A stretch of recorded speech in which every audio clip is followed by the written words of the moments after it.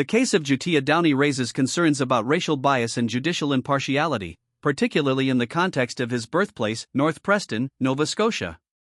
North Preston has a deep-rooted history as Canada's oldest Black community, with many residents being descendants of Black Loyalists and escaped slaves. Unfortunately, this history has also contributed to systemic discrimination, with racial profiling and over-policing disproportionately affecting Black men from the area. The stigma surrounding North Preston, often unfairly linked to crime and human trafficking, can create an implicit bias in the legal system, leading judges to disregard evidence that might favor the accused.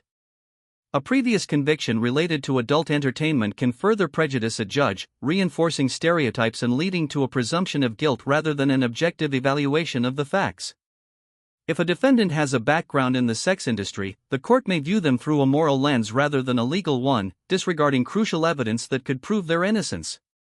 This bias can result in a trial where the judge selectively omits or minimizes exculpatory evidence, undermining the fairness of the judicial process.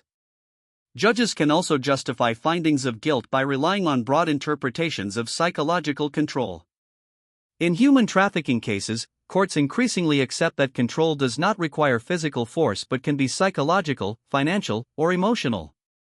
While this recognition is important for genuine victims, it can also be misapplied when there is no clear evidence of coercion. A judge who is already biased may lean heavily on this reasoning, stating that the accused exerted psychological influence over the alleged victims, even in the absence of concrete proof.